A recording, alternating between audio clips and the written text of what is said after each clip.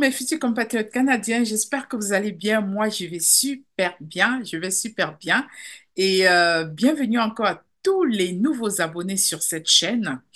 Alors, moi, c'est Alice Dikweka. Je suis là pour vous accompagner dans votre immigration canadienne, surtout sans vous faire arnaquer, comme je le dis toujours.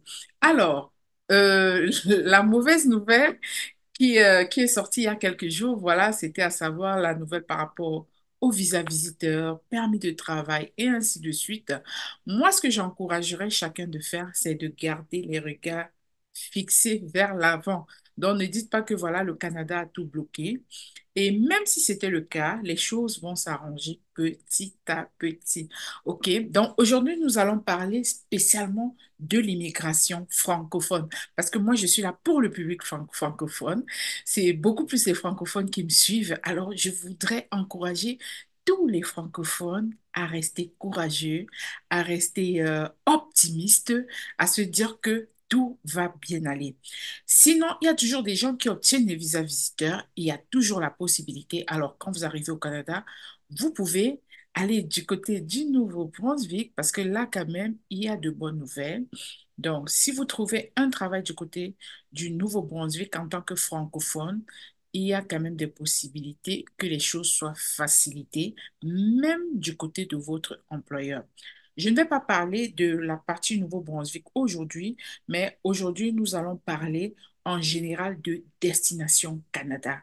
Et pour Destination Canada, j'encouragerais beaucoup déjà à se préparer, c'est-à-dire Destination Canada au Cameroun, à Paris, sera en février 2025. Donc, déjà, le temps passe très vite. Dans ce février, s'annonce bientôt.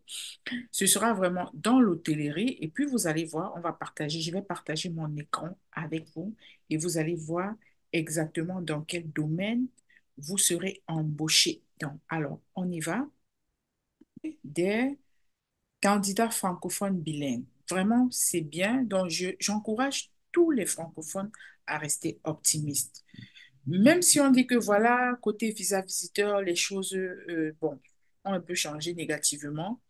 Toutefois, il n'en demeure pas moins que le Canada a toujours besoin des gens. Donc, même si on bloque, le Canada, il est très vaste, hein. Le Canada est vraiment vaste et on n'a même pas, je ne sais pas si on a déjà atteint 45 millions.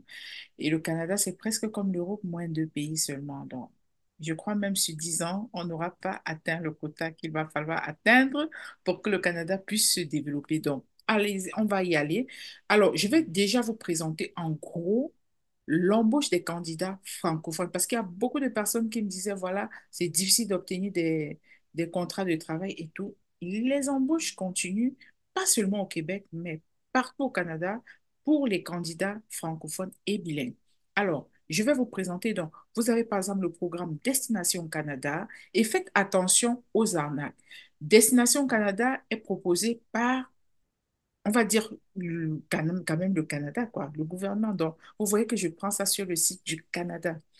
Et c'est généralement, ceux qui viennent de moi, que voilà, ils ont obtenu quelque chose de Destination Canada, je me rends compte qu'on leur a vendu le contrat de travail. Donc, sur le site de canada.ca, on ne va pas vous vendre le contrat. Donc, ça, c'est déjà un élément très important. Alors, dans le processus des candidats, du recrutement des candidats francophones, vous avez Destination Canada. Vous avez également les candidats francophones qui passent par la mobilité francophone. Donc, vous n'avez pas besoin d'EIMT. Vous avez également le système entrée express pour les francophones. Là, c'est pour ceux qui ont au moins, je crois, le BTS. Et puis, vous avez également l'immigration, le programme pilote d'immigration dans les communautés rurales du Nord. Vous avez également le programme des travailleurs francophones bilingues dans le Canada atlantique. Vous avez le programme bilingue en Ontario. Bref, il y en a, il y en a. Il y a quand même assez de programmes pour les francophones. Ça, c'était surtout pour dire aux francophones, ne nous décourageons pas. Parce que beaucoup de personnes ont tremblé, donc ne nous décourageons pas. Et là, je vais vous montrer le programme de la mobilité. Donc aujourd'hui, nous, on va commencer avec le programme de Destination Canada. Et voilà, voilà, voilà. Alors, le programme de Destination Canada, voici un peu le lien. Ils disent que les employeurs pourront participer dans ce programme, c'est tout le Canada hors le Québec, hors du Québec, dont le Québec n'est pas compris. La bonne nouvelle, c'est quoi les dates du forum? Ce sera l'année prochaine, donc je le dis pour que les gens se préparent un peu plus tôt. Le programme, ça va se tenir à Paris, en France, à Douala, au Cameroun, du 18 au 20 février au Cameroun. Et ensuite en ligne, donc on n'oublie pas les autres parce que des fois, mes frères, les Togolais, les Ivoiriens, les Congolais me demandent, mais madame, pourquoi c'est juste dans certains pays? Donc là également, il y a le programme en ligne du 3 au 5 mars. Préparez-vous déjà. Moi, j'aime beaucoup l'anticipation. Les candidats et les exposants auront accès à la plateforme virtuelle jusqu'au 30 juin 2025. Donc, après la date des recrutements, si vous êtes recruté, vous aurez accès à la plateforme virtuelle. Eux, qu'est-ce qu'ils proposent? Donc, ils disent que pour le programme, le forum à Paris, à Douala, ils vont mettre à disposition des kiosques gratuitement pour télécharger l'application mobile du forum et ainsi de suite. Et ils pourront visionner donc les candidats les candidats rencontrés à l'aide de ces applications-là. Si je comprends bien, ce ne sera pas physiquement. Mais vous allez, peut-être, ils vont mettre une application en place. De toutes les manières, quand ce sera le moment, on saura si c'est en présentiel ou si c'est au travers d'une application. Généralement, quand c'est des applications comme ça, si c'est le Cameroun, certainement, ils vont bloquer les IP des autres pays, donc les adresses IP des autres pays. Ils disent qu'une fois la demande présentée, ils vont communiquer avec vous pour terminer l'inscription et ainsi de suite.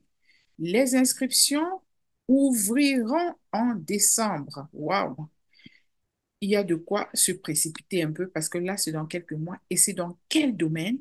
C'est dans le domaine de l'hôtellerie, restauration et tout autre métier lié au tourisme. Les inscriptions ouvriront en septembre 2024. Donc là, nous sommes déjà en septembre 2024 et j'espère qu'ils vont mettre le lien quand même ici pour que nous puissions nous abonner et puis voilà quoi. Donc, en gros, pour Destination Canada, les inscriptions vont s'ouvrir en décembre 2024 et ce sera dans les domaines de l'hôtellerie, la restauration et ensuite tout domaine lié au tourisme. C'est ça. C'est peut-être pour dire que vraiment pour les francophones, il y a toujours des bonnes nouvelles. Restons à l'affût des informations. À nous revoir dans la prochaine édition. N'hésitez pas à liker, partager, abonnez-vous massivement. À nous revoir dans la prochaine édition. Bye.